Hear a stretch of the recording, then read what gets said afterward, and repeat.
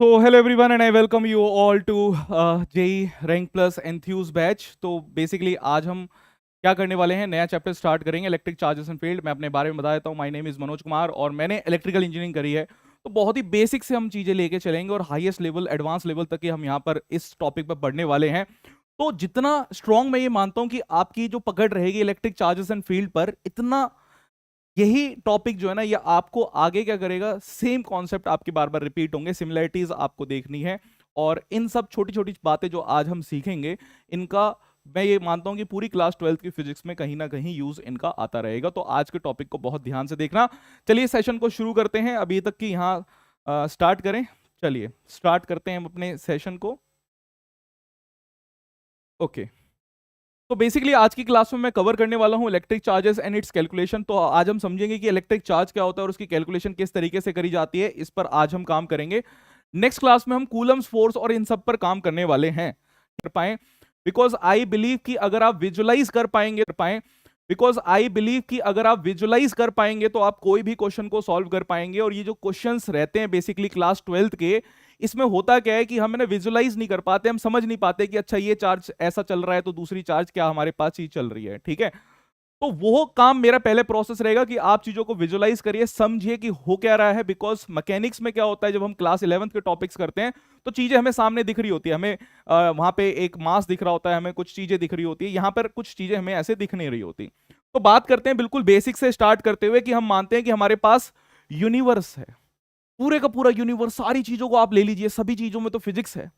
अब यूनिवर्स की अगर हम बात करें तो साइंटिस्ट बेसिकली चार चीजों की बात करते हैं, स्पेस, टाइम और मैटर और एनर्जी की। स्पेस और टाइम के कॉन्सेप्ट को मैं अभी यूज नहीं कर रहा, बिकॉज सिलेबस में हम ज्यादातर स्पेस टाइम के कॉन्सेप्ट को पढ़ते नहीं है अपनी क्लास 12th की फिजिक्स में। तो मैं ये मान सकता हूं कि पूरे के पूरे जो यूनिवर्स है, यूनिवर्स में हमारे पास दो चीजें होती हैं। एक चीज हमारे पास है मैटर, यूनिवर्स में एक चीज हमारे पास है मैटर और दूसरी चीज हमारे पास है एनर्जी। तो यूनिवर्स में सिर्फ दो ही चीजें हमारे पास होती है, मैटर और एनर्जी। और अगर हम मैटर की बात करें तो मैटर हमारे पास बने होते हैं एटम से, ये आप सभी जानते हैं। इसके बाद फिर हमें एक चीज और पता लगी कि जो एटम्स हमारे पास होते हैं, एटम बेसिकली खुद भी फर्दर डिवाइडेड हमारे पास होते हैं सब एटॉमिक पार्टिकल से। एटम्स के नीचे भी मेरे पास क्या होता है, सब एटॉमिक पार्टिकल्स होते हैं। सब एटॉमिक पार्टिकल्स की अगर हम बात करें तो क्लास 12th की फिजिक्स के चैप्टर में हमें सिर्फ तीन ही सब एटॉमिक पार्टिकल्स पढ़ने हैं। पहला सब एटॉमिक पार्टिकल अगर मैं आपको बोलूं तो हमारे पास है प्रोटॉन। प्रोटॉन के ऊपर अगर हम चार्ज की बात करें कि कितना चार्ज हमारे पास रहता है, तो चार्ज हमारे पास प्रोटॉन के ऊपर होता है 1.6। अब ये चार्ज होता क्या है, पहले इसकी बात करेंगे थोड़ी देर के बाद। बट मैं चलिए पहले आपको एक चीज बता देता हूं कि प्रोटॉन के ऊपर हमारे पास एक पॉजिटिव चार्ज होता है, जो होता है +1.6 इंटू 10⁻⁻19 कूलम। यानी कि अगर मेरे पास एक प्रोटॉन होगा तो इतना चार्ज आएगा। अब ये चार्ज क्या होता है, इसके बारे में भी हम जानकारी अभी मैं आपको बताऊंगा कि क्या होता है। दूसरा, एक हमारे पास सब एटॉमिक पार्टिकल एक और होता है जिसको हम कहते हैं इलेक्ट्रॉन। इलेक्ट्रॉन के ऊपर भी एक चार्ज होता है, बट ये नेगेटिव होता है, -1.6 इंटू 10⁻⁻19 कूलम। सेम ही मैग्नीट्यूड की यहां पर क्या हो रही है, बात हो रही है। ठीक है, इसके साथ साथ यहां पर और भी ध्यान देंगे भाई, हमारे पास यहां पे क्या होता है, मास भी होता है। बिकॉज हर एक चीज का क्या होगा, मास भी होगा ना। मैटर क्या होता है, anything that has mass and occupy space. क्योंकि मैटर को तो हम ये लिखते थे कि एनीथिंग दैट हैज मास, कोई भी ऐसी चीज जिसके पास मास है और जो स्पेस ऑक्यूपाई करता है, जिसके पास वॉल्यूम भी है, तो वो हमारे पास क्या होती है, मैटर होती है। मैटर में फिर किससे बनता है, मैटर हमारे पास एटम से बनता है और एटम्स हमारे पास सब एटॉमिक पार्टिकल से बनते हैं। तो इन सब एटॉमिक पार्टिकल्स का भाई मास भी होगा।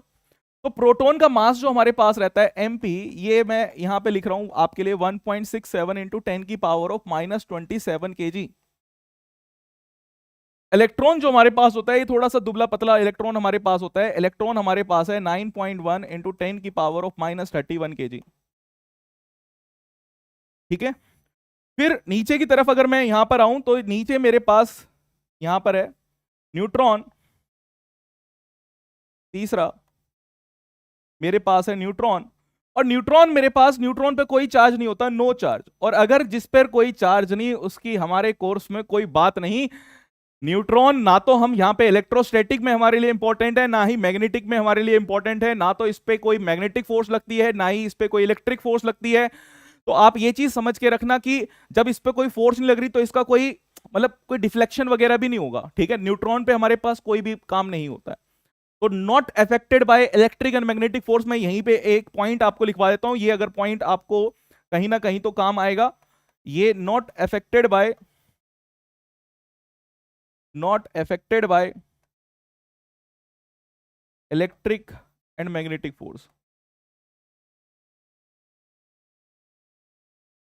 ठीक है, कि इलेक्ट्रिक और मैग्नेटिक फोर्स से ये इफेक्ट नहीं होता है।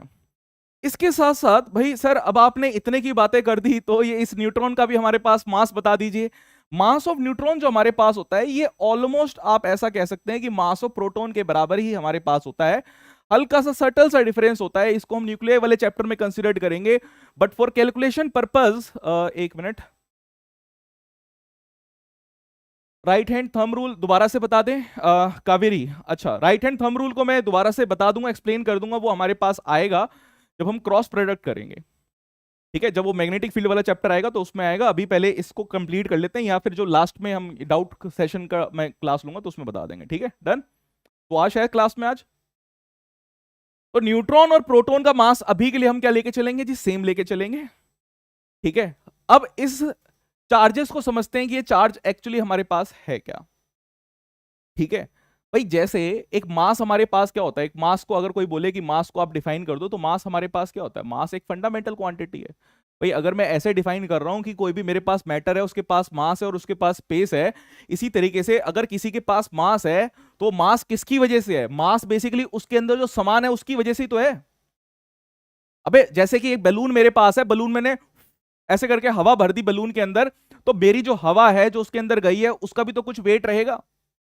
तो ये जो मैटर है वो एटम से बना हुआ है, और एटम के अंदर एक्चुअली है क्या, एटम के अंदर वैसे तो पूरा का पूरा एटम खाली रहता है, आपने पढ़ा भी है रदरफोर्ड मॉडल में कि एटम क्या होता है, हमारे पास खाली होता है। अब खाली के अंदर जो भरी हुई जगह है वो कौन है, वो हमारे पास ये 3 सब एटॉमिक पार्टिकल है, जिसको मैं कहता हूं कि पेन। एक शॉर्ट फॉर्म में बोलता हूं कि ये हमारे पास क्या है, पेन है। ये हमारे पास क्या है, पेन। यानी कि प्रोटॉन, इलेक्ट्रॉन और न्यूट्रॉन, और प्रोटॉन का भी मास है, इलेक्ट्रॉन का भी मास है, और न्यूट्रॉन का भी क्या है हमारे पास मास है। बट चार्जेस की अगर हम बात करें तो चार्जेस सिर्फ 2 चीजों पर है। चार्ज क्या है, एक और प्रॉपर्टी है, एक और प्रॉपर्टी हमारे पास है, मैटर की ही इंटरनल प्रॉपर्टी है। बिकॉज एक छोटे से, अगर मैं इलेक्ट्रॉन की बात कर रहा हूं, एक छोटे से प्रोटॉन की बात कर रहा हूं, तो उसकी इंट्रिंसिक प्रॉपर्टी है कि उसके पास मास के अलावा एक और प्रॉपर्टी एग्जिस्ट करती है जो है चार्ज। तो चार्ज भी मास की तरह ही एक प्रॉपर्टी है, ठीक है। अब ये चार्ज जो थे हमारे पास 2 तरीके के थे, एक पॉजिटिव और एक नेगेटिव। ये तो अभी मैं जेम्स फ्रैंकलिन हमारे पास नाम के साइंटिस्ट थे, उन्होंने क्या था इसका नाम पॉजिटिव नेगेटिव इस तरीके से रख दिया सो डेट कि वी डिफरेंशिएट कर पाए इसको। तो एक प्रोटॉन पे चार्ज हमारे पास होता है 1.6 इंटू 10⁻⁻⁹, एक इलेक्ट्रॉन पे चार्ज होता है इतना। अब ये डेफिनेशन, इसकी ऑफिशियल डेफिनेशन हमारे पास चार्ज की रहती है कि चार्ज क्या है, बेसिकली प्रॉपर्टी है एसोसिएटेड विद मैटर। तो बेसिकली मैटर की ही प्रॉपर्टी है, किसकी प्रॉपर्टी है, जैसी मैटर की ही प्रॉपर्टी है, जैसे मास एक मैटर की प्रॉपर्टी होती है। बट इस प्रॉपर्टी की वजह से 2 चीजें यहां पर होती है कि ये प्रोड्यूस कर पाता है, ठीक है। 2 चीजें यहां पर होती है कि एक ये प्रोड्यूस कर पाता है और एक्सपीरियंस कर पाता है, यानी कि महसूस भी कर पाएगा हमारे पास 2 चीजों को। एक हमारे पास है इलेक्ट्रिक एंड मैग्नेटिक इफेक्ट। तो कोई भी इलेक्ट्रिक और मैग्नेटिक इफेक्ट अगर आपको फील करना है या प्रोड्यूस करना है तो उसके लिए चार्ज होना जरूरी है। अगर किसी चीज पे चार्ज नहीं होगा, अभी हम आगे पढ़ेंगे, यानी कि आपके 4 चैप्टर की, बिल्कुल 5 चैप्टर की, मैं कह सकता हूं कि 5 चैप्टर की पूरी भूमिका बन रही है यहां पे, कि अगर किसी के पास चार्ज है तो ही वो इलेक्ट्रिक और मैग्नेटिक फोर्स क्या करेगा, एक्सपीरियंस करेगा, ठीक है। अब हमने यहां पर देखा कि हमारे पास जो एटम था, एटम के अंदर हमारे पास 3 सब एटॉमिक पार्टिकल्स थे, एक था प्रोटॉन, एक था इलेक्ट्रॉन और एक था न्यूट्रॉन। प्रोटॉन जो हमारे पास था ये था पॉजिटिवली चार्ज, इलेक्ट्रॉन जो हमारे पास था ये नेगेटिवली चार्ज, और जो न्यूट्रॉन हमारे पास था इस पर क्या था, नो चार्ज। तो इस वाले की तो हम कोई बात करेंगे नहीं, बिकॉज ये तो कुछ हमारे पास काम ही नहीं करता। बट ये जो प्रोटॉन और इलेक्ट्रॉन है ये कितने एक एटम में प्रेजेंट है, बेसिकली इसी की वजह से चार्ज रहता है। तो जब हम चार्ज की बात करते हैं तो चार्ज के लिए हम एक सिंबल को शो करते हैं, ये क्यू एक सिंबल रहता है, और इसको हम कहते हैं एन इंटू ई। एन हमारे पास है, एन जो है वो एक इंटीजर वैल्यू हमारे पास होनी चाहिए, ठीक है।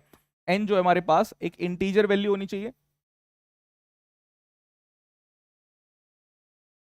और ई जो है बेसिकली ये है चार्ज ऑन इलेक्ट्रॉन या प्रोटॉन, दोनों पे सेम ही चार्ज है, बस पॉजिटिव नेगेटिव का तो डिफरेंस है, बस पॉजिटिव नेगेटिव का डिफरेंस है। और वो हमारे पास कितना होता है, ये आपके पास होता है 1.6 इंटू 10 की power of -19 coulomb.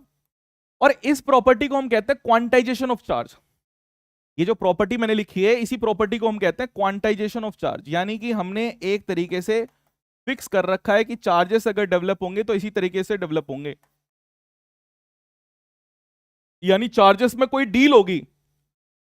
Actually charge कहां से है, बिल्कुल एटॉमिक लेवल पे सोचो कि चार्ज एक्चुअली है क्यों, क्योंकि जितने इलेक्ट्रॉन्स प्रोटॉन्स है उसकी वजह से चार्ज है। अभी हम यहां पर देखेंगे भी, तो ये Q इक्वल्स टू हमारे पास कहता है N E। एक एग्जांपल मैं यहां पर आपको समझाता हूं, एग्जांपल समझिए। एग्जांपल जैसे मैं बोलता हूं कि मेरे पास सोडियम है, सोडियम का एटॉमिक नंबर होता है 11 और इसका मास नंबर हमारे पास होता है 23। आई होप कि आपको चीजें पता होंगी, थोड़ी बहुत याद होंगी कि एटॉमिक नंबर अगर मैंने लिखा है इसको Z इज इक्वल्स टू 11 मैंने लिखा है, और ये मास नंबर मेरे पास है इसको मैंने 23 लिखा है। एटॉमिक नंबर का मतलब होता है कि कितने प्रोटॉन्स यहां पर हैं, तो ये मुझे बता रहा है कि प्रोटॉन कितने हैं, इसके पास 11 प्रोटॉन है। अगर सोडियम एटम में 11 प्रोटॉन है इसका मतलब कि 11 प्रोटॉन के जो पॉजिटिव चार्ज होंगे वो एग्जिस्ट कर रहे होंगे। अब एक प्रोटॉन पे जो चार्ज हमारे पास होता है वो होता है 1.6 इंटू 10 की पावर -19।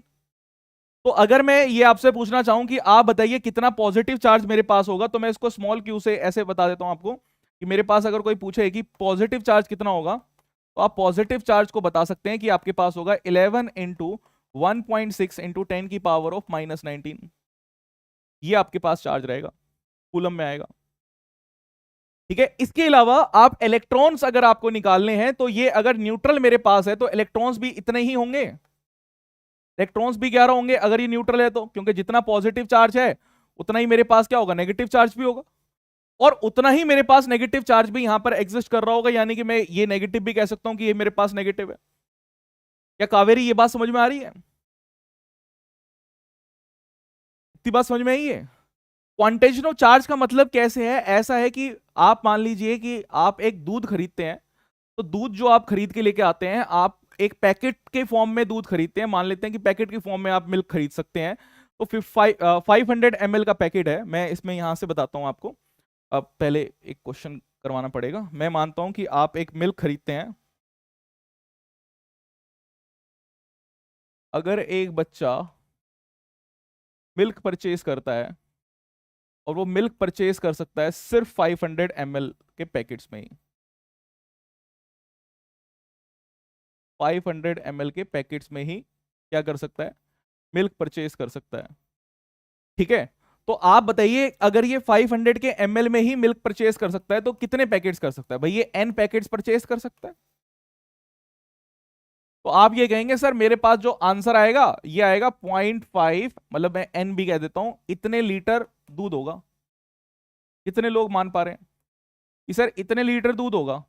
0.5 मतलब 500 ml का मतलब कितना है, 0.5 और इंटू n।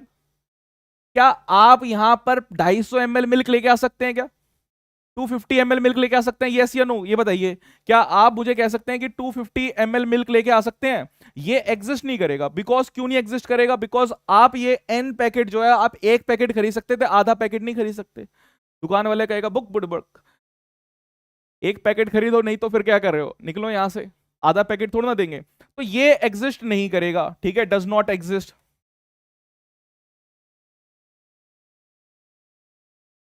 बट आपके पास 2.5 लीटर तो एग्जिस्ट करेगा, 2.5 लीटर हमारे पास एग्जिस्ट करेगा, और 2.5 लीटर के लिए आपको कितना चाहिए होगा, जल्दी बताइए। 2.5 लीटर के लिए आपको n की वैल्यू कितनी चाहिए होगी, n की वैल्यू हमें चाहिए होगी 5।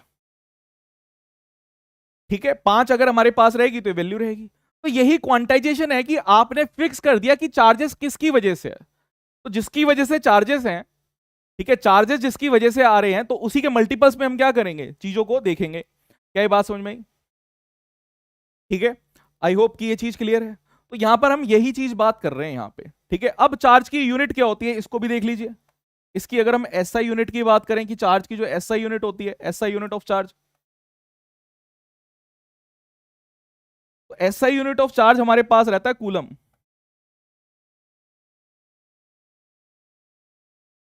एसआई यूनिट हमारे पास रहती है कूलम, ठीक है। एसआई यूनिट हमारे पास क्या है, कूलम है।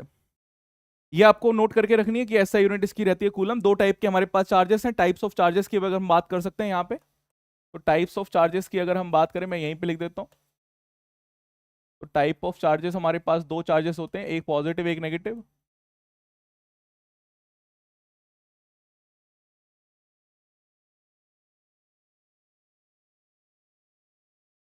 ठीक है, चलिए एक क्वेश्चन करते हैं, फिर दोबारा से इस पर आएंगे। ये क्वेश्चन है आपके सामने, एक बार क्वेश्चन को पढ़िए, समझिए और आंसर करने की कोशिश करिए। बोला है एक एक्सपेरिमेंट हो रहा है। In an experiment 3 microscopic latex, ठीक है, लेटेक्स स्फेयर मतलब छोटे से स्फेयर्स आपके पास हैं, are spread into a chamber and become charged with. तो आपके पास क्या हुआ कि एक चैम्बर में आपने डाले और चैम्बर में डालने के बाद आपके पास क्या है, उनके ऊपर चार्ज आ गया।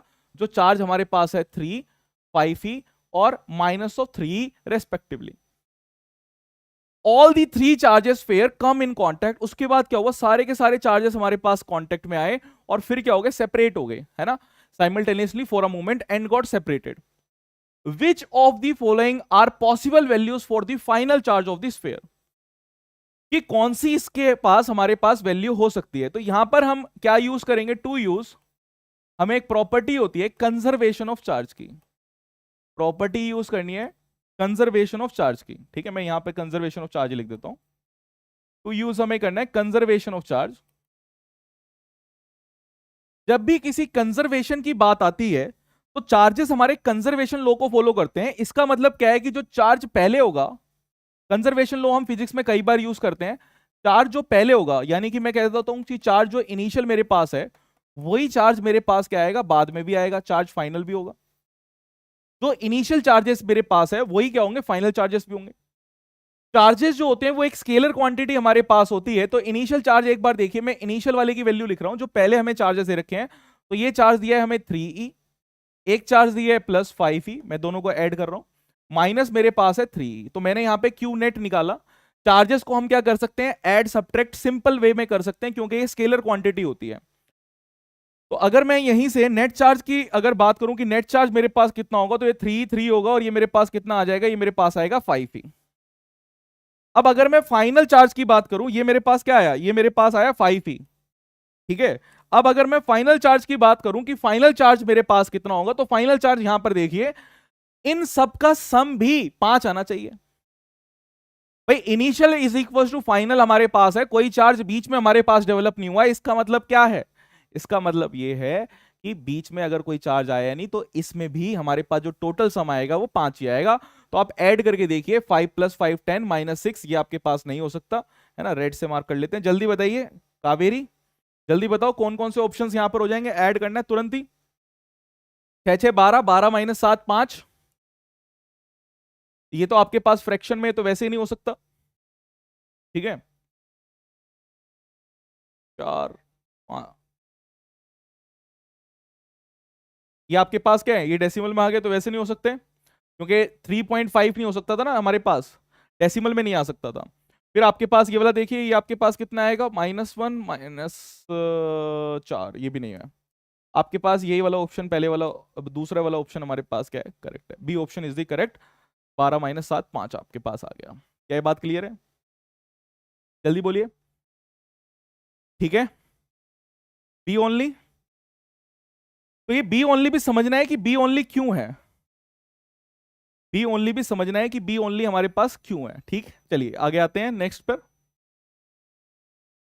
नेक्स्ट क्वेश्चन आपके पास है, एक बार इस क्वेश्चन को भी देखिए। बोला है क्वेश्चन में कि ऑब्जेक्ट हैज चार्ज, एक ऑब्जेक्ट हमारे पास है। लेट अस से इस क्वेश्चन को समझते हैं कि मैंने मान लिया कि मेरे पास एक ऑब्जेक्ट है, यहां पे एक ऑब्जेक्ट रखी हुई है,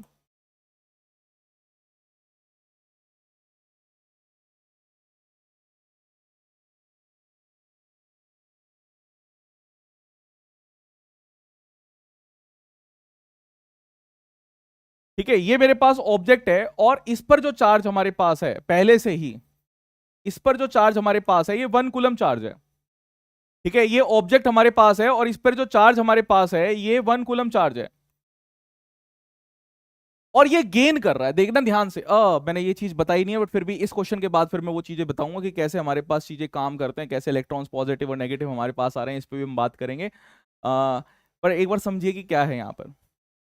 ये चार्ज मेरे पास है 1 कूलम, और ये क्या कर रहा है, गेन कर रहा है हमारे पास इलेक्ट्रॉन्स। क्या कर रहा है, इलेक्ट्रॉन्स गेन कर रहा है। इसके ऊपर बहुत सारे इलेक्ट्रॉन्स आ रहे हैं, इलेक्ट्रॉन्स क्या कर रहा है, ये गेन कर रहा है। अच्छा, इलेक्ट्रॉन आपके पास नेगेटिव चार्ज होते हैं, ध्यान से देखना।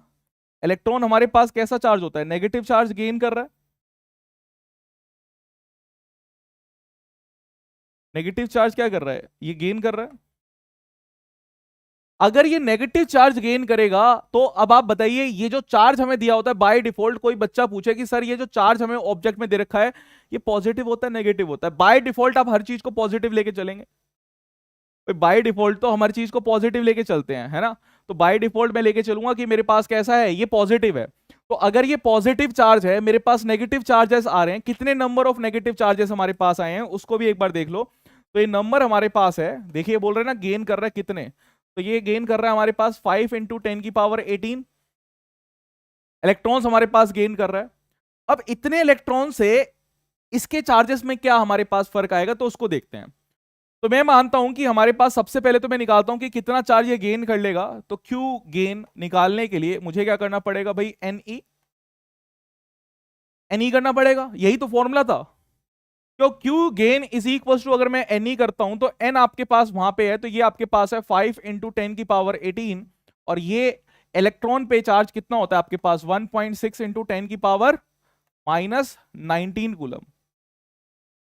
ठीक है, तो ये 16 5 जा आपके पास कितना होता है, 80। मैं इसको 8 कह सकता हूं, 1.6 × 5 अगर आपके पास है तो ये 8 आ गया, और ये आपके पास आया 10⁻−1। ठीक है, ये 18 है और ये -1 आपके पास आ गया, यानी कि क्यू गेन वैसे भी नेगेटिव में रहेगा, इलेक्ट्रॉन अगर गेन कर रहा है, तो मैं माइनस साइन भी आगे लगा देता हूं, यानी कि ये रहेगा -0.8 कूलम जो उसने गेन कर लिया। अच्छा, इसका खुद का चार्ज भी तो था पहले, इसका खुद का चार्ज भी तो था पहले 1 कूलम। तो अब इसके पास नेट कितना रहेगा, क्यू नेट। अब मेरे पास क्यू नेट कितना रहेगा भाई, पहले का जो चार्ज है 1 कूलम -0.8 कूलम, यही तो आपके पास वैल्यू आ जाएगी 0.2 कूलम। तो इसका आंसर हमारे पास क्या हो जाएगा, 0.2 कूलम। क्या ये बात समझ में आई, जल्दी बताइए, क्या ये बात क्लियर है।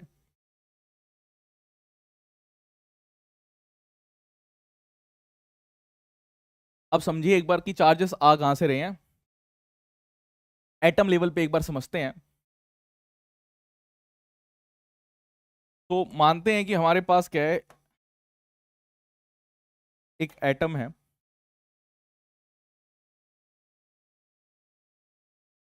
एटम मैंने ले लिया, सोडियम ही ले लेते हैं, ठीक है। एटम के न्यूक्लियस में, एटम के न्यूक्लियस में हमारे पास होते हैं प्रोटॉन्स प्लस न्यूट्रॉन्स। एटम के न्यूक्लियस में हमारे पास होते हैं प्रोटॉन्स प्लस न्यूट्रॉन्स, और इलेक्ट्रॉन्स क्या कर रहे होते हैं हमारे पास, रिवॉल्व कर रहे होते हैं। ठीक है, हमारे पास क्या होते हैं, एटम में बीच में न्यूक्लियस रहता है, प्रोटॉन्स प्लस न्यूट्रॉन्स होते हैं, और इलेक्ट्रॉन्स क्या कर रहे होते हैं हमारे पास, रिवॉल्व कर रहे होते हैं। ठीक है, ये हमारे पास चीज रहती है। अब समझिए बात को। अब अगर मैंने यहां पे ये बोला आपको कि अगर मेरे पास एक एटम है जिसको मैं बोल रहा हूं सोडियम, सोडियम का मैंने अभी भी एग्जांपल लिया था आपके लिए। मैंने बोला कि सोडियम का एटॉमिक नंबर 11 होता है और इसका मास नंबर 23 होता है। मास नंबर कितना होता है जी, 23 होता है। एटॉमिक नंबर ये क्या होता है, इसको कहते हैं एटॉमिक नंबर, इसको Z से रिप्रेजेंट करते हैं। ये आपके पास होता है मास नंबर, इसको A से रिप्रेजेंट करते हैं। तो किसी भी एलिमेंट को ऐसे रिप्रेजेंट किया जाता है, XZA, इस तरीके से एलिमेंट को रिप्रेजेंट किया जाता है। एटॉमिक नंबर का मतलब ये होता है कि कितने यहां पे प्रोटॉन्स हैं, और मास नंबर बेसिकली मास किसकी वजह से होता है, मास होता है हमारे पास कि न्यूक्लियस में कितनी चीजें प्रेजेंट है। तो न्यूक्लियस में मेरे पास कितनी चीजें प्रेजेंट है, यहां पे है प्रोटॉन्स प्लस न्यूट्रॉन्स, है ना। न्यूक्लियस में हमारे पास क्या चीजें हैं, प्रोटॉन्स और न्यूट्रॉन्स हैं। अब अगर मैं इस वाले में सोडियम के लिए ये निकालना चाह रहा हूं, फॉर सोडियम, अगर मेरी इच्छा ये है कि कोई मुझे सोडियम के लिए बता दे कि सोडियम के पास प्रोटॉन कितने हैं, तो आप कहोगे सर प्रोटॉन तो 11 है। ओके, इलेक्ट्रॉन कितने हैं? भाई अगर ये न्यूट्रल है तो इलेक्ट्रॉन भी कितने होंगे हमारे पास? 11 ही होंगे। और न्यूट्रॉन कितने हैं? न्यूट्रॉन सर 11, अगर मैं माइनस कर दूंगा तो मेरे पास आ जाएगा 12 आ जाएगा। क्या ये पेन आपको निकालना है? किस तरीके से पेन मैंने निकाला ये समझ में आया कावेरी सुहास?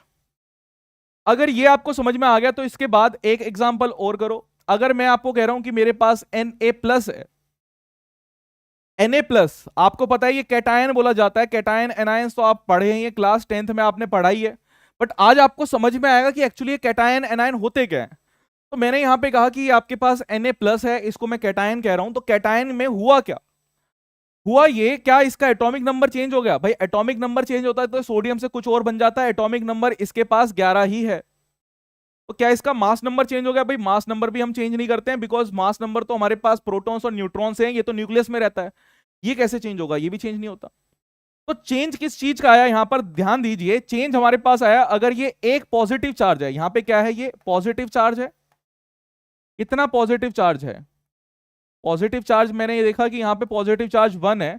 इसका मतलब क्या है कि मेरे पास एक इलेक्ट्रॉन कम है, क्योंकि इलेक्ट्रॉन ही हमारे पास निकल सकता है। तो एक 1 electron is less, 1 electron is less, हमारे पास एक इलेक्ट्रॉन कम है। और अब आप यहां पे प्रोटॉन अगर निकालेंगे कि प्रोटॉन कितना है, तो प्रोटॉन कितना है आपके पास? प्रोटॉन आपके पास है 11।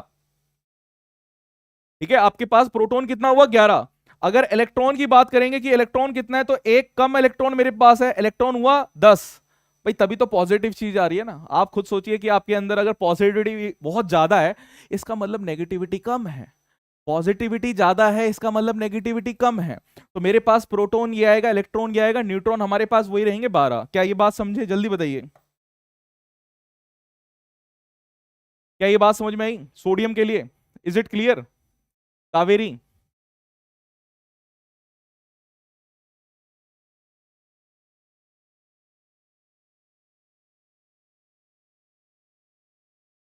ये बात क्लियर हो गई है? हाँ, ठीक है। अब इसी के साथ अब मैं एक और चीज आपको देता हूं, और तुम्हें लिखना है अभी, है ना, क्योंकि तुम आंसर नहीं लिख रही, बस जी सर बोला है। तो चलिए अब देखते हैं कि कितना समझ में आया। अगर मेरे पास क्लोरीन है, क्लोरीन का एटॉमिक नंबर हमारे पास 17 रहता है, मास नंबर हमारे पास 35 होता है। इसके जल्दी से बताओ प्रोटॉन कितने होंगे, इलेक्ट्रॉन कितने होंगे, और न्यूट्रॉन कितने होंगे? जल्दी से। और फिर इसी के साथ क्लोरीन माइनस भी बनाता है। तो क्लोरीन माइनस का यानी कि ये हमारे पास क्या होता है? एनायन। तो क्लोरीन एनायन का भी बताना है कि प्रोटॉन कितने होते हैं, इलेक्ट्रॉन कितने होते हैं, और न्यूट्रॉन कितने होते हैं। जल्दी जल्दी बताइए। 35 17 आपके पास क्लोरीन है, प्रोटॉन कितने होंगे आपके पास? ये तो इसमें तो टाइम लगना नहीं प्रोटॉन बताने में। देखिए यही तो कॉन्फिडेंस चाहिए कि क्वेश्चन दिखे और आपको बताओ क्या आंसर होगा। तो अगर आपके पास ये 17 35 इस तरीके से दिया हुआ है, तो आपको क्या लिखना है? प्रोटॉन आपके पास कितने हुए? जो आपको यहां दिख रहे हैं वही प्रोटॉन है। तो ये आपके पास कितने हो गए? ये आपके पास 17 हो गए। इलेक्ट्रॉन कितने हैं? इलेक्ट्रॉन अगर ये न्यूट्रल है मेरे पास, तो इलेक्ट्रॉन भी कितने होंगे? 17 ही होंगे। और न्यूट्रॉन कितने हैं? यहां पे न्यूट्रॉन मेरे पास 18 है। 17 17 18, ठीक है, बिल्कुल सही है। यहां बताओ यहां कितने हैं? मेरे ख्याल से लैग चल रहा है थोड़ा सा। मैंने तो लैग घटा रखा है, 1 मिनट रुकिए। इसका भी बताइए एनायन का।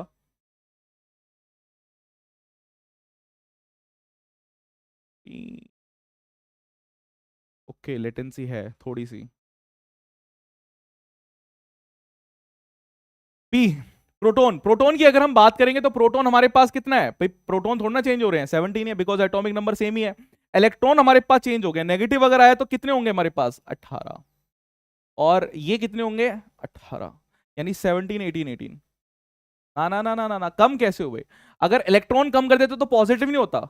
इलेक्ट्रॉन मतलब नेगेटिविटी, नेगेटिविटी बढ़ गई है तभी तो ये नेगेटिव हुआ है। भाई नेगेटिविटी बढ़ने का मतलब क्या है? नेगेटिविटी बढ़ गई तभी तो ये नेगेटिव हुआ, अदरवाइज नेगेटिव ही नहीं होता। ठीक है, चलिए एक और ऐसी करेंगे। अभी हम एटॉमिक लेवल पे ही हैं, अभी हम किस पे हैं? एटॉमिक लेवल पर ही हैं। फिर इसके बाद हम बात करेंगे, आगे बढ़ेंगे। अभी हम एटॉमिक लेवल पे ही हैं। अभी मैं बात करता हूं एग्जाम्पल लेते हैं ऑक्सीजन का, ठीक है। ऑक्सीजन में मैंने ले लिया कि मेरे पास ऑक्सीजन का एटॉमिक नंबर 8 रहता है और मास नंबर हमारे पास 16 होता है। अभी तो मैं ही लिखवा रहा हूँ सब कुछ।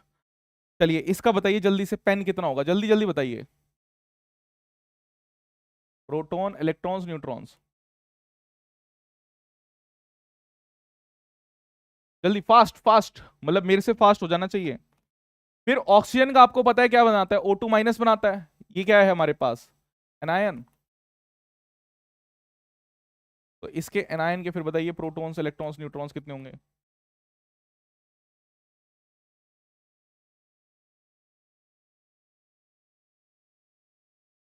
ठीक है, ये ऑक्सीजन का है।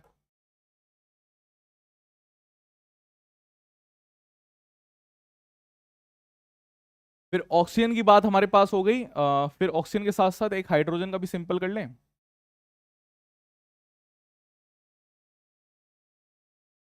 या एक काम करते हैं, चलो हाइड्रोजन का भी कर लेते हैं, या वाटर का करते हैं, मॉलिक्यूल के करने पे आते हैं अब। अगर मुझे मॉलिक्यूल का निकालना पड़ जाए तो कैसे करेंगे।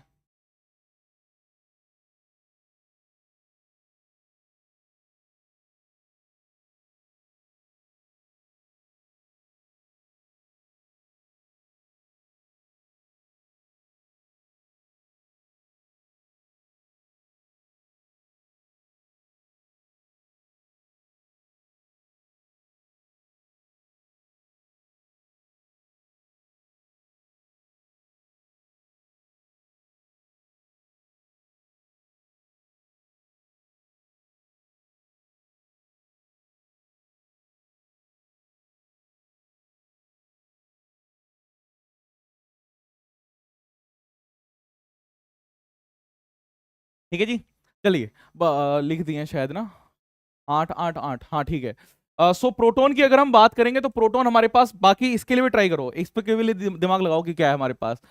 अगर मैं इसकी बात करता हूं तो प्रोटॉन हमारे पास कितने हैं सर, जो यहां दिख रहा है वही प्रोटॉन है, मतलब यही तो मेरे पास प्रोटॉन है।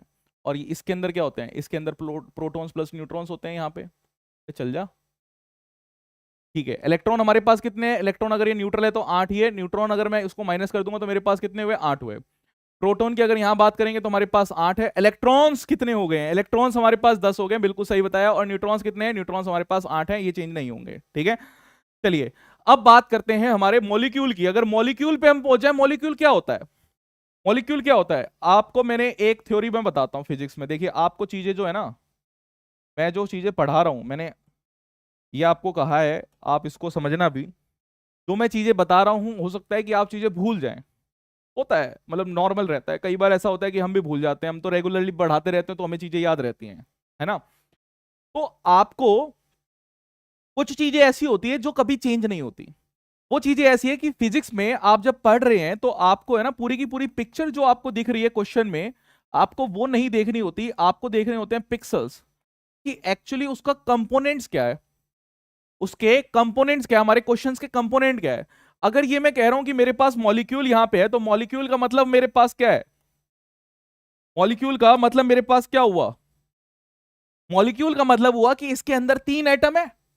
भाई मॉलिक्यूल का मतलब क्या हुआ कि इसके अंदर 3 एटम है, ट्राई एटॉमिक है ना। मैं ज्यादा फिर वो मतलब साइंटिफिक टर्म्स नहीं यूज कर रहा, केमिस्ट्री वाली, कि यहां पे मेरे पास क्या है, CO2 है तो ट्राई एटॉमिक मेरे पास हो गया, 3 एटम मेरे पास है। अब मुझे एक एक एटम के ऊपर जो पॉजिटिव चार्जेस है वो निकालने पड़ेंगे। तो अगर मैं यहां पे लेता हूं तो सबसे पहले मैं कार्बन के लिए देख लेता हूं कि कार्बन के लिए क्या होता है। कार्बन का एटॉमिक नंबर 6 होता है, मास नंबर 12 होता है।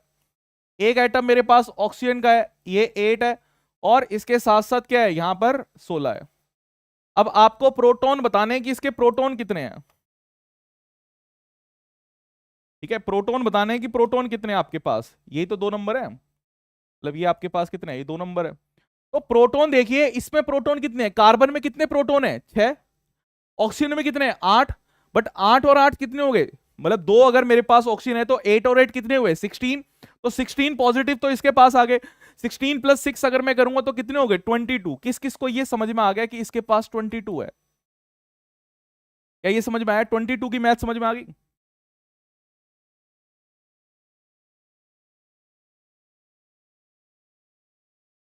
2 ऑक्सीजन है, एक ऑक्सीजन के पास कितने प्रोटॉन्स होते हैं? 8। 8 प्रोटॉन्स है उसके पास, 8 प्रोटॉन है। एक ऑक्सीजन के पास कितने हैं? 8 प्रोटॉन है। दो ऑक्सीजन के पास कितने होंगे? 16। एक कार्बन के पास कितने हैं? 6। तो 16 प्लस 6 आपके पास कितना होगा? 22। अगर ये न्यूट्रल मेरे पास है तो यहां पे भी कितना होगा? 22। न्यूट्रॉन की अगर मैं बात करूं तो न्यूट्रॉन के लिए आपको क्या करना है? न्यूट्रॉन के लिए तो देखिए यहां पे न्यूट्रॉन कितने, ऑक्सीजन के पास न्यूट्रॉन कितने होते हैं? 8, है ना? तो ये तो बराबर ही बराबर हमारे पास आ गया, क्योंकि इसके कार्बन के भी हमारे पास वही 8 8 8, मतलब ये 8 ही है और वो भी आपके पास उतना है, तो ये मेरे पास 22 ही आ जाएगा। क्या बात समझे कावेरी? Is it clear? चलिए H2O के बता दो, H2O के कितने? H2O के बताओ कि H2O के कितने? हाइड्रोजन। अब यहां पे मेरे पास कितने एटम है? यहां पे फिर से मेरे पास 3 एटम। तो एक एटम मेरे पास क्या है? एक एटम मेरे पास है हाइड्रोजन का, ये हाइड्रोजन 1 और 1। ठीक है, एक हाइड्रोजन मेरे पास 1 और 1, और एक हाइड्रोजन मेरे पास क्या है? ऑक्सीजन। तो ऑक्सीजन मेरे पास क्या है? 8 और 16। ठीक है, तो ये 8 और 16 है। तो ये अगर मेरे पास है तो इसमें हमारे पास क्या रहेगा भाई? ये 8 मेरे पास है, दो यहां से हैं क्योंकि दो हाइड्रोजन के कितने हैं? 2 हैं। तो एक दो यहां से ले लो और 8 यहां से ले लो, तो कितने हुए? 10। इलेक्ट्रॉन भी कितने रहेंगे? 10। न्यूट्रॉन कितने रहेंगे? न्यूट्रॉन भी निकाल लो कितने हैं मेरे पास। ठीक है, न्यूट्रॉन की हमें रिक्वायरमेंट ही नहीं है, मान लो न्यूट्रॉन अभी हम कर ही नहीं रहे हैं। बस प्रोटॉन्स इलेक्ट्रॉन्स निकालो, बिकॉज न्यूट्रॉन की हम बात करेंगे ही नहीं। बस ये न्यूट्रॉन समझाने के लिए था कि हमारे पास क्या है, क्योंकि न्यूट्रॉन का मतलब क्या है? इस पे तो कोई चार्ज ही नहीं है और उसकी कोई बात ही नहीं है। जिस पे कोई चार्ज नहीं उसकी कोई बात नहीं। ठीक है, चलिए अब बताइए CH4 के बताइए। 4 + 6 10 होंगे, और ये भी 10 होगा। होगा कि नहीं होगा? इसका बता दो C2H5 का। 12, 12 + 6 18, और 18 + 8 आपके पास हो गए 26। देख लेना, सारे के सारे सही किए हैं। ठीक है, सुहास कावेरी समझ में आया। मॉलिक्यूल के किस तरीके से आप हैंडल करेंगे ये भी समझ में आ गया। एटम का समझ में आ गया, एटम समझ में आ गया सर। मॉलिक्यूल समझ में आ गया। कई बार क्या होगा, आपको कुछ है ना अमाउंट दे देगा, मतलब कई बार हमें मोल से निकालना पड़ेगा। मान लेते हैं कि x ग्राम आपको दे रखा है, x ग्राम ऑफ मॉलिक्यूल या x gram of some atom आपको दे रखा है। मैं मान लेता हूं कि x ग्राम आपको एक पर्टिकुलर एटम का दे दिया है,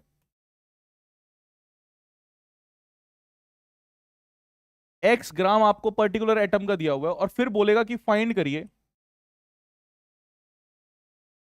नंबर ऑफ प्रोटॉन। फिर फाइंड करिए number of proton.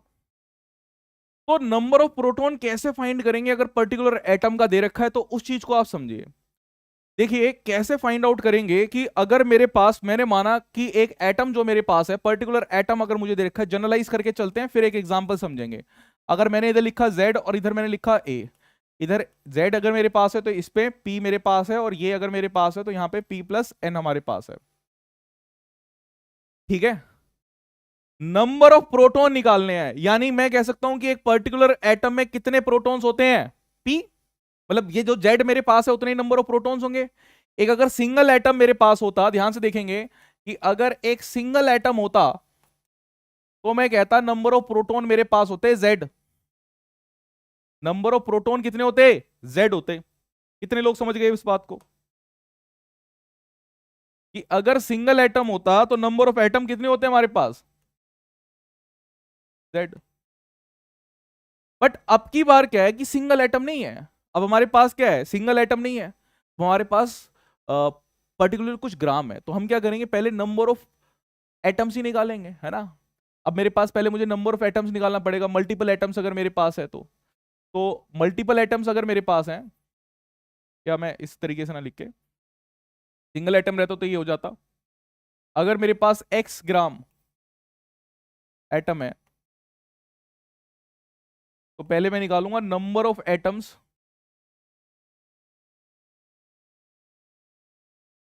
Into number of atom निकालने के बाद इनटू जेड करता। ठीक है, नंबर ऑफ एटम कैसे निकालते हैं? नंबर ऑफ एटम निकालने के लिए हमारे पास रहता है number of moles, number of moles निकालते, एवोगैड्रोस नंबर के साथ मल्टीप्लाई करते और फिर जेड के साथ मल्टीप्लाई करते। नंबर ऑफ मोल्स कैसे निकालते हैं? नंबर ऑफ मोल्स आपके पास निकालते हैं given mass by molar mass.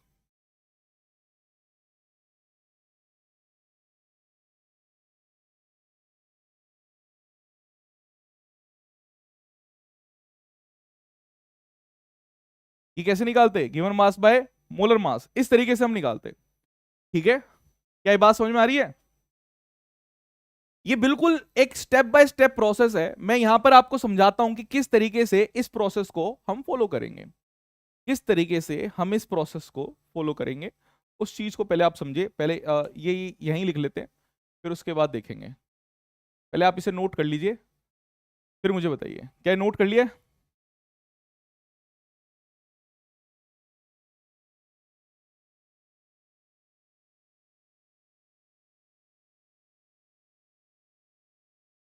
ठीक है, नोट कर लिया जी? Okay, yes sir, fine. NCERT का क्वेश्चन है, और एनसीईआरटी का क्वेश्चन मैं क्यों करा रहा हूं? ये एनसीईआरटी के क्वेश्चंस हमारे लिए अभी रीसेंट ट्रेंड ये देखा गया है, रीसेंट ट्रेंड ये है कि एनटीए द्वारा जेई मेन के पेपर में डायरेक्ट क्वेश्चंस आ रहे हैं। देखिए, एग्जाम को देख के तैयारी करी जाती है, तैयारी को देख के एग्जाम नहीं होता कि आपने इतने लेवल की तैयारी कर लिया, आपका पेपर ऐसे इसी लेवल का डाल दें। एक्चुअली जो लेवल हमारे पास आ रहा है वो हमें देखना है कि जेई मेन का जो लेवल है उसमें डायरेक्ट क्वेश्चन आपके एनसीईआरटी से आ रहे हैं, तो एनसीईआरटी आपको करनी है। बट ऐसा नहीं है कि आप पहले एनसीईआरटी खोल के बैठ जाए, बिकॉज पहले अगर आप एनसीईआरटी खोल के बैठेंगे एनसीईआरटी बहुत ज्यादा टाइम ले लेगी। मेरे बिना लेक्चर करवाए हुए आप एनसीईआरटी के कोई भी लाइन नहीं पढ़ना है सर, मतलब पढ़े नहीं, नहीं। आप मेरे लेक्चर का वेट करिए, मेरे लेक्चर खत्म होने के बाद जब आप एनसीईआरटी को पढ़ेंगे वो आप काफी जल्दी एनसीईआरटी को क्लियर कर देंगे। फिर कुछ क्लियरिटी नहीं आती तो आप मेरे से पूछ सकते हैं। ठीक है, ये एग्जैक्टली तरीका होता है एनसीईआरटी पढ़ने का। पहले अपनी एक स्टैंडर्ड बुक से आपको पढ़ाई करनी है। ठीक है, तो एनसीईआरटी अभी हम इसकी बात कर रहे हैं कि एनसीईआरटी में एक क्वेश्चन है, find the positive and negative charge, find the positive and negative charge, find the positive and negative charge in a cup of water. ठीक है, एक कप ऑफ वाटर में आपको निकालना है। सर कैसे करेंगे अब ये क्वेश्चन? एक्चुअली एनसीईआरटी ने एक काफी वेग सा क्वेश्चन दे रखा है, और एनसीईआरटी ने ऐसा वेग क्वेश्चन दिया है कि जो कप है ना, इसका कप का साइज भी नहीं आपको बता रखा। मैं यहाँ पे आपको बताता हूँ। देखिए, एनसीईआरटी से अगर मैं इसको करना चाहूँ तो आपको यहाँ पे एज्यूम कर लेना कि साइज ऑफ कप जो आपके पास है, एज्यूम कर लेना आपको कि जो साइज ऑफ कप है, क्योंकि एनसीईआरटी से हम मैच करेंगे, तो जो साइज ऑफ कप आपके पास है वो है 250 ग्राम का। ठीक है, 250 ग्राम आपके पास है साइज ऑफ कप, ये आपको मान के चलना है कि 250 ग्राम आपके पास साइज ऑफ कप रहेगा, और फिर आपको पानी निकालना है कि कितना पॉजिटिव चार्ज होगा कितना नेगेटिव चार्ज होगा। ध्यान से सुनना भाई। वाटर मतलब क्या होता है? वाटर मतलब आपके पास होता है H2O। H2O में प्रोटॉन्स और इलेक्ट्रॉन्स कितने होते हैं? वही तो पॉजिटिव और नेगेटिव चार्जेस क्रिएट करेंगे। एक सिंगल की बात कर रहा हूं, सिंगल वाटर मॉलिक्यूल में, एक वाटर मॉलिक्यूल अगर मेरे पास है तो एक वाटर मॉलिक्यूल में कितने प्रोटॉन और कितने इलेक्ट्रॉन्स हमारे पास होंगे? तो प्रोटॉन हमारे पास कितने होंगे यहाँ पे? 10, और इलेक्ट्रॉन भी कितने होंगे हमारे पास? 10। अभी तो निकाला था पीछे, 10-10 मेरे पास हो गए। बट अब की बार हमारे पास क्या है? 250 ग्राम है, यानी पहले मुझे निकालना पड़ेगा नंबर ऑफ मॉलिक्यूल्स कितने हैं, नंबर ऑफ H2O मॉलिक्यूल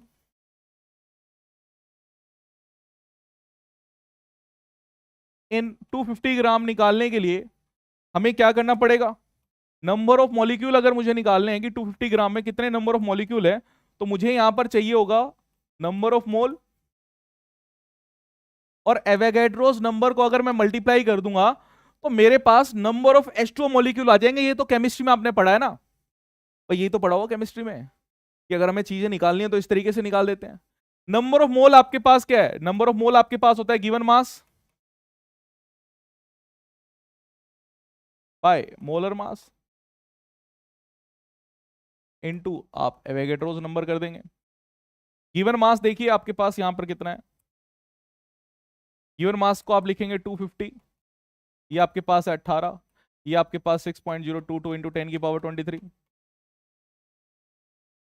ठीक है, ये आपके पास नंबर ऑफ मॉलिक्यूल दे देगा। हमें तो क्या निकालना है? हमें चार्ज निकालना है। तो पॉजिटिव चार्ज निकाल लेता हूं।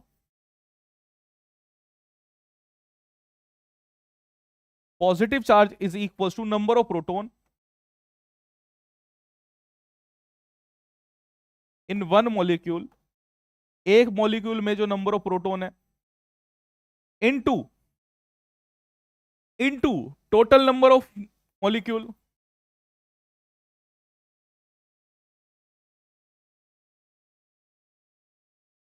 कि कितने नंबर ऑफ मॉलिक्यूल हमारे पास है, इनटू चार्ज ऑन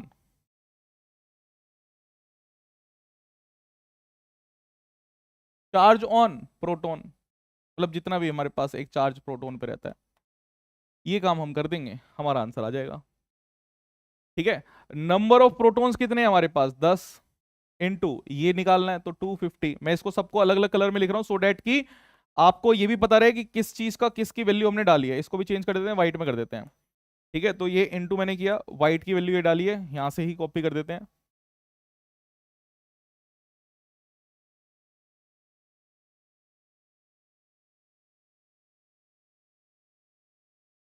(1.6 इंटू 10⁻⁻19). ठीक है, ये आपके पास है और इसी को आपको हैंडल करना है और इसी को सॉल्व करना है। तो हमारे पास इसको सॉल्व करेंगे, आपके पास आ जाएगा 1.34 इंटू 10⁻7। ये वैल्यू आपके पास आ जाएगी।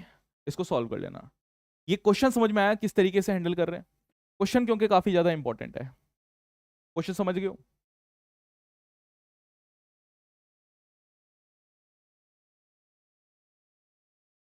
ठीक है,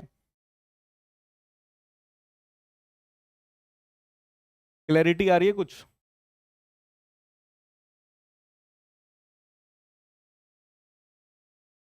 अब आपको क्वेश्चन कैसे भी घुमा फिरा के कैसे भी क्वेश्चन पूछ सकता है इसी में, इसी छोटी छोटी चीजों में कैसे भी क्वेश्चन घुमा फिरा के ना कैसे भी क्वेश्चन आपसे पूछ सकता है, छोटे मोटे। ठीक है, वो आपको ट्राई करने हैं। मैंने असाइनमेंट्स में डाले हैं क्वेश्चंस वैसे, तो आप उसको ट्राई करके देखना। अब मैं कुछ प्रॉपर्टीज ऑफ चार्जेस आपको बता रहा हूं कि प्रॉपर्टीज ऑफ चार्जेस हमारे पास क्या क्या होती है, उसको समझिए।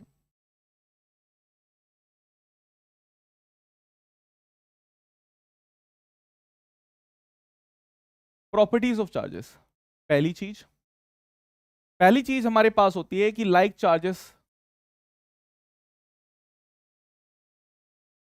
रिपल। लाइक चार्जेस क्या करते हैं? रिपल करते हैं। लाइक चार्जेस का मतलब सेम चार्जेस होता है। जैसे पॉजिटिव पॉजिटिव क्या होंगे? रिपल करेंगे, एक दूसरे से दूर भागेंगे। नेगेटिव नेगेटिव हमारे पास क्या होंगे? एक दूसरे से दूर दूर भागेंगे। ठीक है, लाइक चार्जेस अनलाइक चार्जेस जो होंगे वो अट्रैक्ट करेंगे। Unlike charges attract each other. जैसे पॉजिटिव और नेगेटिव है तो आपस में क्या करेंगे? अट्रैक्ट करेंगे। ठीक है, ये चीज रखनी है ध्यान। तीसरी चीज, हाईली चार्ज्ड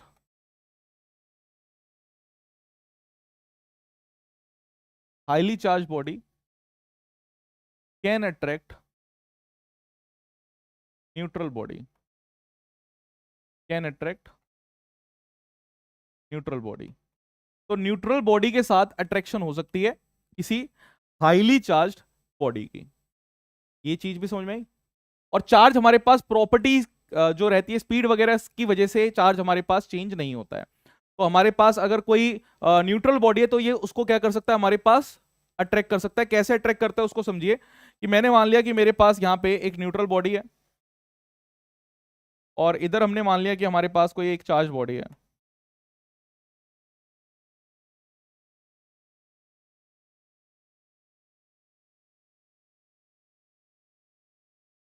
ये पॉजिटिव चार्ज हमने मान लिया। अगर ये पॉजिटिव पॉजिटिव चार्ज मेरे पास है तो यहां पर मेरे पास क्या होगा, यहां पे नेगेटिव चार्जेस आ जाएंगे इधर इस तरफ। अगर ये पॉजिटिव पॉजिटिव चार्ज मेरे पास है तो इस साइड क्या आएंगे, नेगेटिव चार्ज मेरे पास आ जाएंगे। और पॉजिटिव चार्ज क्या होगा बॉडी में, दूसरी तरफ हमारे पास चला जाएगा। तो इसकी वजह से क्या हो सकती है, अट्रैक्शन हमारे पास हो सकती है। तो देयर कुड बी चांसेस कि हमारे पास यहां पे क्या हो, अट्रैक्शन हो जाए।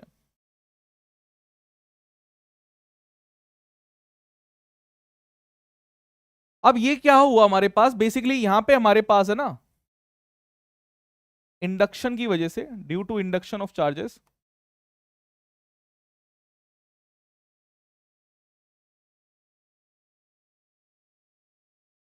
सेग्रीगेशन हो गया। चार्जेस जो हैं वो अलग अलग आपके पास हो गए due to induction of charges. अभी इंडक्शन ऑफ चार्जेस में बताऊंगा कि कैसे चार्जेस हमारे पास प्रोड्यूस होते हैं। बट ये तीन प्रॉपर्टीज काफी इंपॉर्टेंट प्रॉपर्टीज है जो आपको पता होनी चाहिए। एक हमारे पास चार्ज कंजर्व्ड रहते हैं, क्वांटाइज रहते हैं, ये सब प्रॉपर्टीज तो हमारे पास है ही। मैं साइड में इनको भी लिख देता हूँ कि चार्ज हमारे पास वो प्रॉपर्टीज भी हमारे पास इंपॉर्टेंट है। Fourth, charge are conserved, charges are quantized,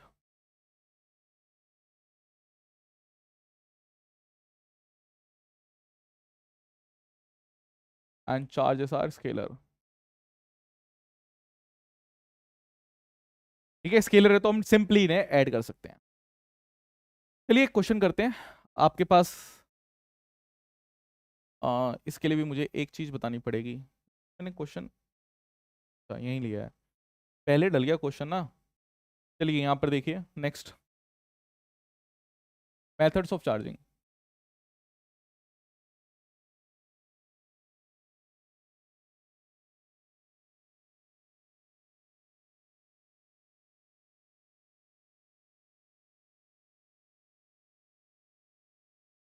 methods of charging की अगर बात करें कि चार्जेस एक्चुअली प्रोड्यूस कैसे होते हैं, है ना, कि चार्जेस को हम कैसे काम कर सकते हैं, तो हमें यह पता है कि चार्जेस, मूवमेंट किसकी होती है, मूवमेंट किसकी होगी। अगर मैं एक इलेक्ट्रॉन को देखूं, अगर मैं एक एटम को आपको दिखाता हूं कि अगर मेरे पास एक एटम है, एटम के अंदर अगर हमने माना कि हमारे पास यहां पे बीच में न्यूक्लियस है,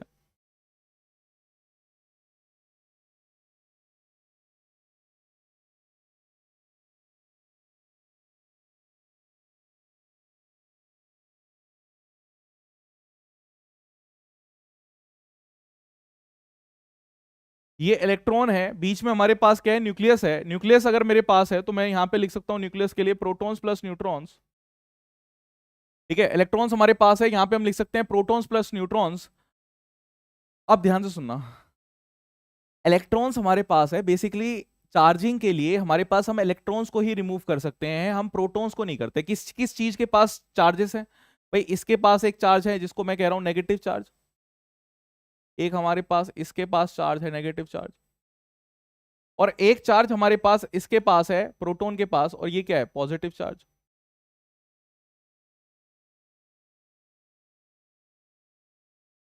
एक चार्ज हमारे पास नेगेटिव चार्ज है, एक चार्ज हमारे पास क्या है, पॉजिटिव चार्ज है।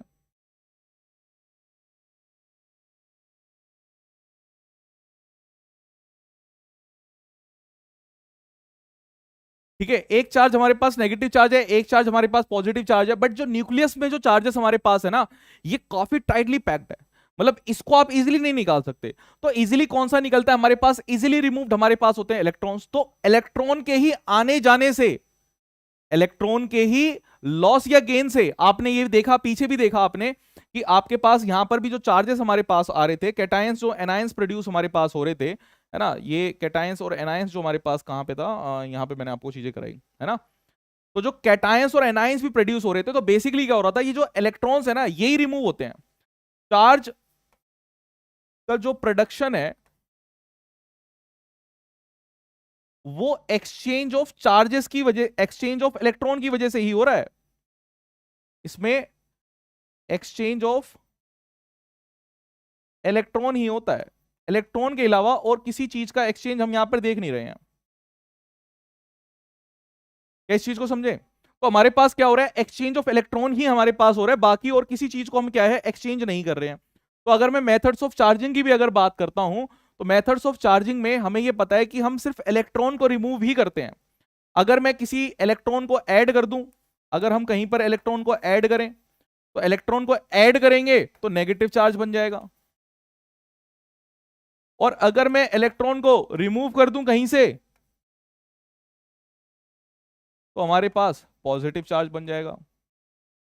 अब इलेक्ट्रॉन को रिमूव और ऐड कैसे किया जाए, कैसे हम एक इलेक्ट्रॉन को ऐड करें और कैसे हम एक इलेक्ट्रॉन को रिमूव करें, तो उसके लिए हमें इलेक्ट्रॉन को एनर्जी देनी पड़ेगी। बिकॉज अगर इलेक्ट्रॉन के पास एनर्जी नहीं है तो ये यहां से इस प्रोटॉन को छोड़ के कैसे जाएगा। याद करिए क्लास 10th में जब आपसे बोला जाता था कि बताइए कि C4+ और C4- क्यों नहीं बनता, तो आप ये कहते थे उसके पास एनर्जी नहीं है, ये मतलब इतना होल्ड नहीं कर सकता। यही सब तो आंसर करते थे केमिस्ट्री में, यही तो करते ना। वैसे ही हमारे पास काम है कि भाई इस इलेक्ट्रॉन को अगर मैं एनर्जी दूंगा तो ये गायब हो जाएगा। जैसे वाटर अगर हमारे पास है, वाटर को हम हीट देते हैं, हीट देने के बाद क्या होता है, वाटर इवेपोरेट हो जाता है, उसके पास एनर्जी आ जाती है। तो production of charges, methods of charging में हमारे पास तीन तरीके आते हैं, तीन तरीके आते हैं। तीन तरीकों को मैं कहता हूं फिट, FIT। तीन तरीके हमारे पास रहते हैं। एक होता है फ्रिक्शन, एक होता है इंडक्शन, और एक हमारे पास होता है टच, यानी कि कंडक्शन। ठीक है, एक होता है फ्रिक्शन, एक होता है इंडक्शन, और एक होता है टच, यानी कि कंडक्शन। ठीक, फ्रिक्शन में क्या होता है, फ्रिक्शन में हमारे पास रबिंग करते हैं, हम रब करते हैं, रब करते हैं किसी दो ऑब्जेक्ट को। अब रबिंग की वजह से क्या होती है, हीट प्रोड्यूस होती है। अगर हम एक बॉडी मेरे पास है, इसको मैंने इधर लेके गया, इसको मैं इधर लेके गया, तो हीट प्रोड्यूस होगी। रबिंग की वजह से क्या होगी, हीट प्रोड्यूस होगी। हीट प्रोड्यूस होगी तो इलेक्ट्रॉन्स के पास एनर्जी आएगी। भाई हीट क्या होती है, एक एनर्जी आती है, तो इलेक्ट्रॉन क्या कर सकता है, गेन करेगा एनर्जी। एक इलेक्ट्रॉन, एक बॉडी हमारे पास रहेगी जो गेन करेगी, एक बॉडी रहेगी जो लूज करेगी। एक बॉडी रहेगी जो गेन करेगी, एक बॉडी रहेगी लूज करेगी। इस तरीके से अगर हम रब करेंगे, डिपेंड करता है, ट्रिबो इलेक्ट्रिक सीरीज हमारे पास होती है, कौन गेन करेगा कौन लूज करेगा। इलेक्ट्रॉन वो आयनेशन एंथैल्पी भी रहती है आपके पास, बट हम फिजिक्स में कह देते हैं ट्रिबो इलेक्ट्रिक सीरीज हमारे पास होती है। ट्रिबो इलेक्ट्रिक सीरीज जो डिसाइड करती है कि कौन सा बॉडी लूज करेगी और कौन सी हमारे पास गेन करेगी। तो जो बॉडी लूज कर दे वो नेगेटिव चार्ज, जो बॉडी गेन कर ले वो पॉजिटिव चार्ज। क्या बात समझ में आई। इंडक्शन में हमारे पास क्या होता है, ये बस रबिंग का सिंपल सा खेल है कि आपने रब किया, रब किया तो इलेक्ट्रॉन्स के पास एनर्जी आई, इलेक्ट्रॉन्स के पास एनर्जी इतनी आ गई कि वो न्यूक्लियस से दूर भाग सकता है, तो वो भाग जाएगा और दूसरी बॉडी के साथ चला जाएगा। बस सिंपल सा ये रबिंग का इतना कॉन्सेप्ट आपको याद रखना है। एक बॉडी लूज करेगी तो दूसरी बॉडी गेन करेगी। ठीक है, एक बॉडी अगर लूज करती है तो दूसरी बॉडी क्या करती है, गेन करती है। टच बहुत सिंपल सा है, अगर आपके पास इधर कोई बॉडी अगर है, एक बॉडी अगर आपके पास है और आपने क्या किया, बस एक टच करा दिया, टच करा देंगे तो चार्जेस यहां पहुंच जाएगा। सिंपल सा, अगर आप टच करेंगे तो बॉडी पर जो चार्ज है वो दूसरे पे पहुंच जाएगा। इंडक्शन का मतलब हमारे पास होता है, इंडक्शन का मतलब होता है इन्फ्लुएंस, दूर से, विदाउट टचिंग, विदाउट टच होता है ये हम तब यूज करते हैं जब हमें बचाना हो कि यार जो चार्ज है असली में उसको भी हम बचाना चाह रहे हैं, तो दूसरे को हम बिना टच किए ही क्या करते हैं, चार्जेस को प्रोड्यूस कर देते हैं। तो इसमें होता क्या है कि अगर मैं पॉजिटिव चार्ज लेके आऊंगा तो नेगेटिव चार्ज प्रोड्यूस करेगा, अगर मैं पॉजिटिव चार्ज लेके आया तो मेरे पास ये क्या कैसा चार्ज प्रोड्यूस करेगा, यहां पे ये नेगेटिव चार्ज प्रोड्यूस कर देगा, इधर नेगेटिव नेगेटिव नेगेटिव आ जाएगा।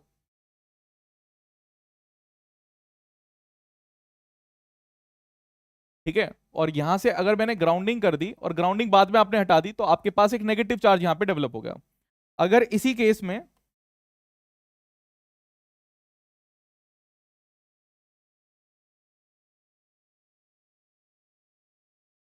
इसी केस में अगर आप यहां पर क्या करते,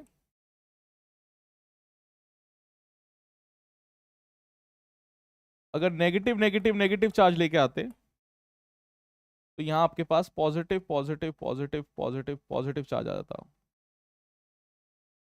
ठीक है, अगर आप नेगेटिव नेगेटिव नेगेटिव चीज लेके आते तो आपके पास पॉजिटिव पॉजिटिव चार्ज आता। ये ध्यान रखना है कि जो चार्जिंग वाली बॉडी है उसके अपोजिट चार्ज हमारे पास आएगा। अब एक सिंपल सा क्वेश्चन करते हैं इसी के ऊपर कि क्वेश्चन किस फॉर्म में आएगा, आपको उस क्वेश्चन को समझिए। ये क्वेश्चन आपके पास है, एक बार क्वेश्चन को पढ़िए ध्यान से।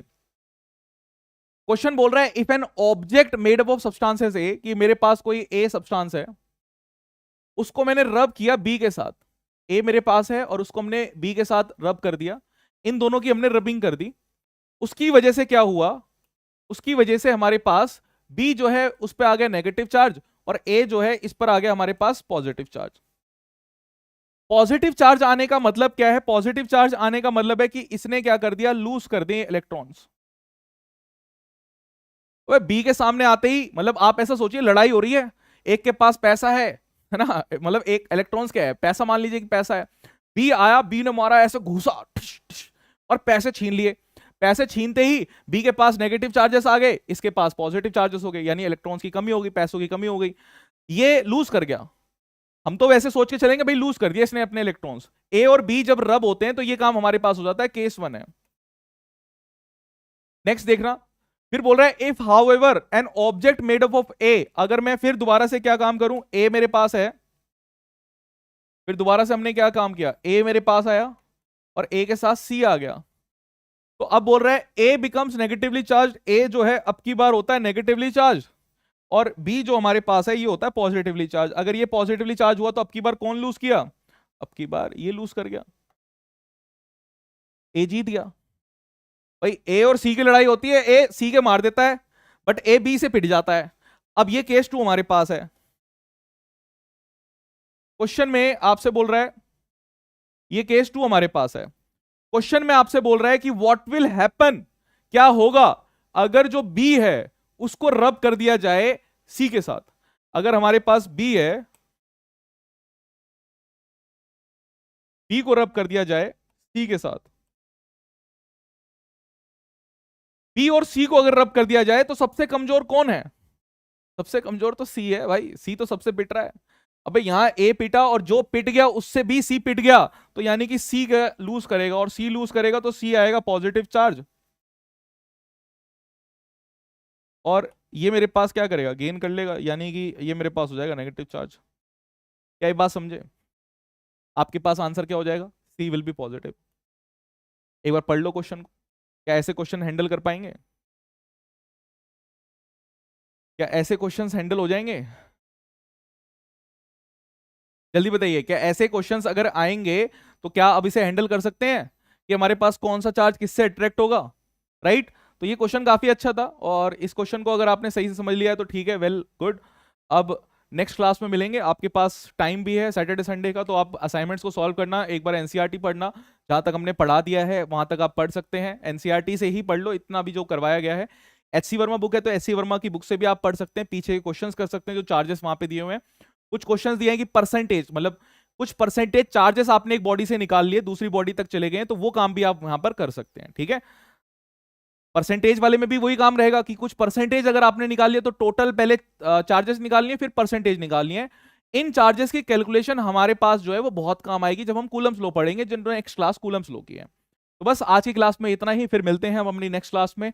Till then thank you and for joining the live class, bye bye.